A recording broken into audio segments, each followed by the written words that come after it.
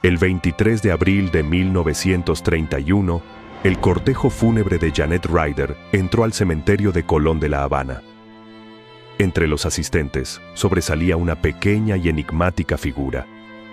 Un perro mestizo de pelaje blanco que durante las últimas horas no se había separado del féretro. Una vez sepultado el ataúd, la mascota se echó al pie de la bóveda. Los días comenzaron a pasar sin que el perro se moviera del sitio. Los trabajadores intentaron sacarlo, pero el animal insistía en volver. Los amigos de Janet le llevaban alimento, pero el perro, sumergido en un silencioso duelo, se negaba a probar un bocado. Y aunque con el paso del tiempo se fue quedando sin fuerzas, nada ni nadie logró separarlo del lugar. Allí siguió hasta que una mañana, su cuerpo inmóvil y frío fue encontrado junto a la lápida de Janet. Rinty, el perro que había acompañado a su dueña hasta el final, acababa de realizar su última demostración de lealtad. La noticia pronto recorrió las calles de La Habana. El lugar, poco a poco, dejó de ser un sepulcro desconocido y olvidado para transformarse en la tumba de la fidelidad. La historia de entrega, amor y lealtad que la rodeaba tocó la fibra más profunda de la sociedad habanera que, con el tiempo, convirtió el sitio en uno de los más visitados de la necrópolis y en punto de peregrinación para los amantes de los animales. En 1944 se erigió al pie de la tumba de Janet, y en honor a Rinty, la escultura de un perro. En el pedestal sobre el que descansa, fue grabado un pequeño epitafio que lo resume todo. Fiel hasta después de muerta, Rinty.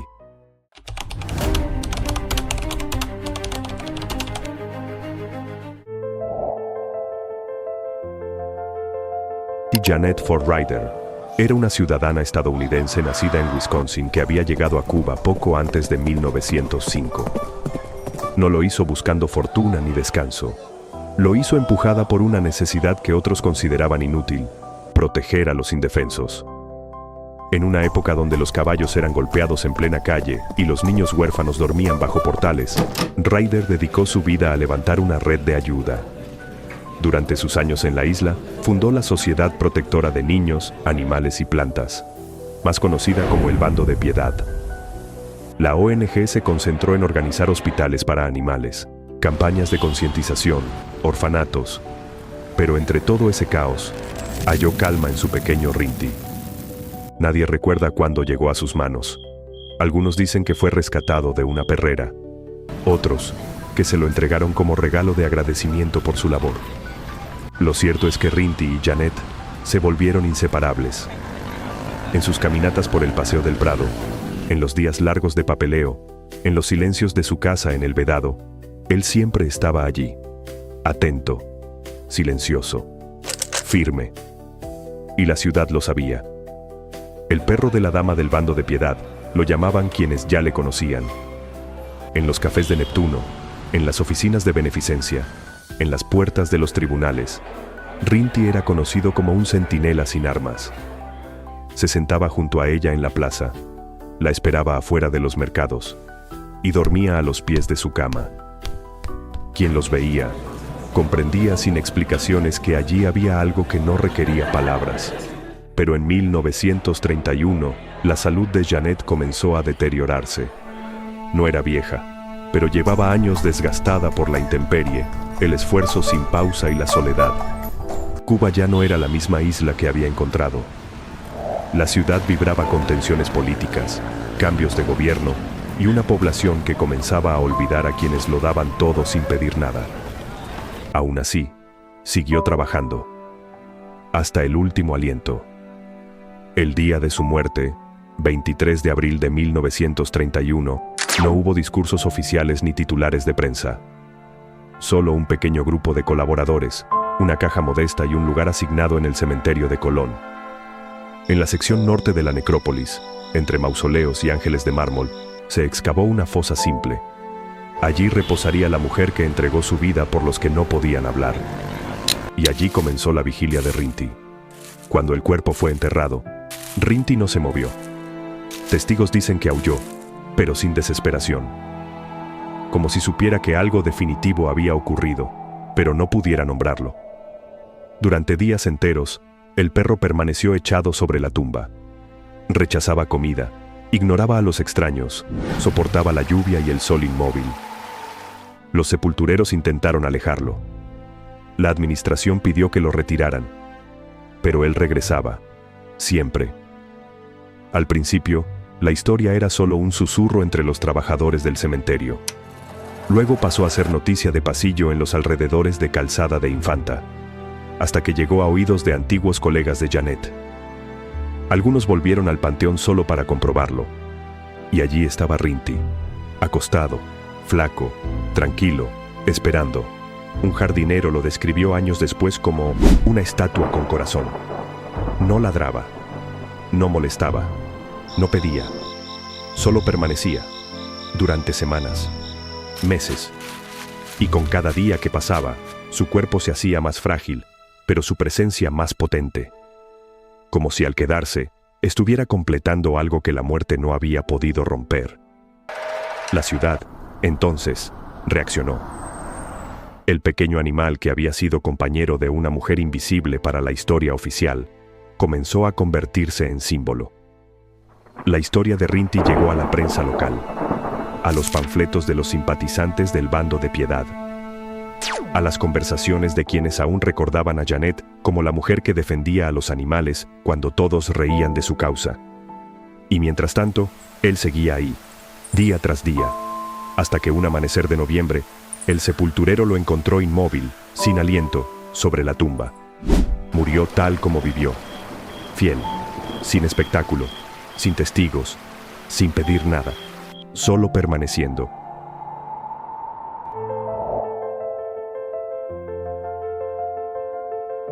La noticia de la muerte de Rinty, sobre la misma tumba que guardaba los restos de Janet Ryder, no se propagó como un escándalo, ni como una novedad sensacionalista. Fue más bien un murmullo que se coló entre las grietas de la ciudad, desde las oficinas del cementerio hasta los portales del Paseo del Prado, desde los patios de las casas antiguas hasta los consultorios veterinarios. Era la confirmación de algo que todos sabían, pero nadie se atrevía a decir en voz alta, que el amor de aquel animal no era una metáfora, era una certeza, que había muerto de lealtad. Al principio la historia fue contada de boca en boca. No había cámaras, no había redes sociales, solo el relato de los sepultureros, los visitantes del cementerio y los antiguos compañeros de Janet que aún recorrían la ciudad como sombras. Pero con el paso de los días, algo comenzó a cambiar. La tumba donde reposaban los cuerpos, el de ella, enterrado bajo tierra, el de él, ahora retirado con delicadeza por los empleados, empezó a recibir flores. Luego, velas. Más tarde, poemas, pequeños retratos, cartas. Y entonces llegó la propuesta. Un grupo de miembros fundadores del bando de Piedad, ya en decadencia tras la muerte de Janet, solicitó permiso a la administración del cementerio de Colón para erigir una pequeña escultura sobre la lápida. Algo sencillo, nada ostentoso, pero firme, que hablara no solo de ella, sino también de él. Un perro esculpido en piedra, acostado, como lo encontraron, en silencio, como vivió, esperando. No fue una gestión fácil. Hubo trabas burocráticas, objeciones sobre el uso del espacio, preguntas incómodas sobre si era apropiado homenajear a un animal en un sitio considerado sacro y reservado para la memoria humana. Pero las voces a favor fueron más, porque nadie podía negar que Rinty había hecho algo que pocos humanos harían: permanecer sin condiciones, sin contratos, sin aplausos. La estatua fue encargada a un escultor local, cuyo nombre no quedó registrado oficialmente. La leyenda urbana dice que era un alumno de la Academia de San Alejandro que, tras conocer la historia, se ofreció a esculpirla sin cobrar. Lo cierto es que, meses después, la tumba de Janet Ryder comenzó a destacarse por algo peculiar. Un bajorrelieve blanco con la figura de un perro acostado. No de pie, no heroico, solo acostado, sereno, como si aún estuviera esperando. La ciudad comenzó a cambiar su mirada. Lo que era una tumba más, pasó a convertirse en un destino. Los niños pedían a sus padres que los llevaran a ver al perrito dormido. Las floristas de la entrada, que antes vendían ramos para las tumbas de próceres y generales, comenzaron a preparar pequeños arreglos solo para él. Se instauró, de manera informal, un rito silencioso. Quien pasara por la tumba debía tocar el lomo de piedra del perro, cerrar los ojos y guardar unos segundos de silencio. No era una oración, era algo más íntimo, un acto de respeto. Mientras tanto, el nombre de Janet Ryder también comenzaba a renacer, porque la historia de Rinty no era solo la historia de un perro fiel, era el reflejo de lo que ella había sembrado. Su obra, muchas veces ridiculizada en vida, ahora era reivindicada a través de la pureza de un acto animal. Fue como si la muerte de Rinty hiciera visible, al fin, lo que la ciudad había ignorado durante décadas, que esa mujer había enseñado a cuidar cuando cuidar no era costumbre, y que su perro, al quedarse, había dado testimonio final de lo que ella representaba. Los periódicos locales, entonces, comenzaron a recoger el relato, primero en pequeñas notas en las secciones de cultura, luego en columnas dominicales firmadas por escritores que crecieron con su figura como leyenda urbana. Uno de ellos escribió: «Hay hombres que hacen historia por voluntad, y hay animales que la escriben con su silencio». Rinty no fue un símbolo porque alguien lo decretara, fue símbolo porque eligió ser fiel. En las escuelas primarias de La Habana, algunos maestros incluyeron la historia en clases de valores. En las universidades, estudiantes de historia del arte empezaron a visitar la escultura como caso de estudio. El cementerio de Colón, que hasta entonces era reconocido por su arquitectura neoclásica, ahora tenía un nuevo motivo de orgullo. La tumba más visitada no era la de un militar ni la de un político. Era la de una mujer filántropa y su perro. Incluso en el extranjero, comenzaron a escucharse los ecos. Escritores cubanos exiliados mencionaron a Rinty en sus crónicas. Periodistas latinoamericanos que visitaban la isla por otros motivos, terminaban descubriendo la tumba de casualidad y escribiendo sobre ella. Así, lentamente, Rinty cruzó fronteras. Se convirtió en parte de esa Cuba que no aparecía en los panfletos turísticos, pero que vivía en la piel de su gente.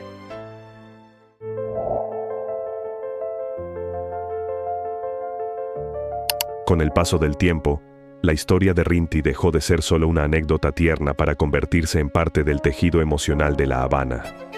Era como una canción que todos conocen sin saber quién la compuso. En cada recorrido guiado por el cementerio de Colón, los visitantes escuchaban la misma secuencia de palabras, casi como un salmo. Y aquí en la sección norte, junto a una sencilla lápida blanca, yace la dama que amó a los animales y el perro que la esperó hasta morir.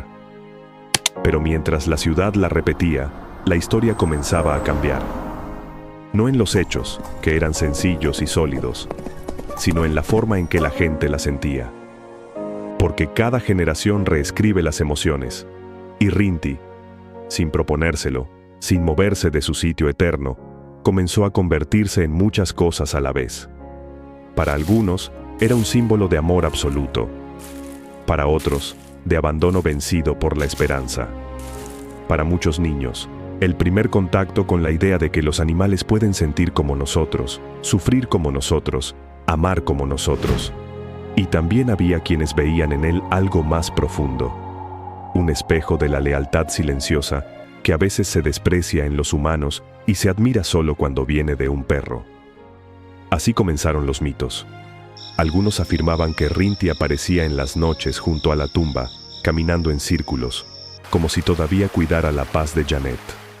Otros decían que quienes dejaban un juguete para él a los pies de la escultura y pedían un deseo sincero sobre el amor, lo veían cumplirse al cabo de unas semanas. Había historias de mujeres que tocaban la cabeza esculpida del perro buscando consuelo tras un abandono, y de niños enfermos que, tras visitar la tumba, dormían mejor. Eran historias, sin pruebas, sin autores, pero eran creídas. Poco a poco, visitar la tumba de Rinty se fue convirtiendo en un ritual. En el Día Mundial de los Animales, cada 4 de octubre, pequeños grupos de estudiantes, activistas, Amantes de los animales y curiosos, se reunían frente a la tumba para dejar flores, croquetas, dibujos. Algunos leían poemas. También surgieron obras de teatro. Un cortometraje animado que circuló en festivales independientes. Incluso una escultura itinerante, réplica exacta del bajorrelieve original, fue llevada a exposiciones sobre memoria animal en Bogotá, Santiago y Ciudad de México. Y a pesar de todo, la tumba seguía igual. Limpia, blanca, silenciosa, con su perro acostado sobre la piedra, porque nadie quiso convertirla en monumento oficial. Nadie propuso elevarla. Nadie pidió cambiar su esencia, porque sabían que lo sagrado no siempre necesita ornamento, que hay historias que pesan más por lo que callan que por lo que proclaman.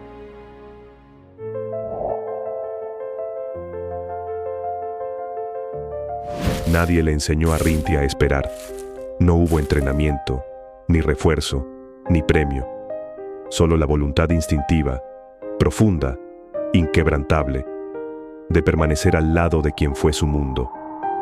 En una ciudad que ha vivido revoluciones, apagones, canciones, dictaduras y silencios, la historia de este perro quedó tatuada no en el mármol, sino en la sensibilidad colectiva. Su legado no se mide en placas ni en homenajes oficiales. Su legado es la emoción contenida de quien, al pasar junto a su escultura, comprende que no toda la lealtad necesita explicación. Porque Rinty no esperó por costumbre, esperó porque así entendía el amor. Y con su vigilia eterna, enseñó algo que ni discursos ni estatuas humanas han logrado imponer: que hay vínculos que no piden razones, que existen presencias que no se marchan aunque se cierre la puerta, que el duelo, cuando se acompaña desde la ternura, no tiene forma de castigo. Rinty no murió como un mártir, murió en paz, cumpliendo una promesa que nunca fue pronunciada. Janet Ryder, esa mujer invisible para la historia oficial, fue finalmente escuchada a través de su perro. Y no hay paradoja más poderosa que esa. Fue Rinty quien dio voz al legado de su dueña. Años después de que el bando de Piedad se diluyera y sus logros fueran arrasados por la rutina política, su obra resucitó no en archivos, sino en un corazón animal. Lo que ella sembró en vida, Rinty lo resguardó en muerte. Rinty no es un monumento, es un recordatorio. En un mundo donde la fidelidad se confunde con debilidad, donde el compromiso parece un valor en extinción, su figura recostada nos obliga a detenernos, a preguntarnos: ¿por quién estaríamos dispuestos a esperar sin fecha? ¿Cuánto tiempo seríamos capaces de resistir en nombre de un lazo? ¿Y cuántas veces olvidamos que el amor, en su forma más pura, no necesita retorno? Su historia es más que una anécdota emocional. Es un acto de resistencia contra la desmemoria. En un cementerio lleno de héroes, mártires, apellidos ilustres y mausoleos de mármol, el gesto más humano lo dejó un perro. Un cuerpo pequeño, de orejas caídas, que decidió quedarse cuando todos se habían ido.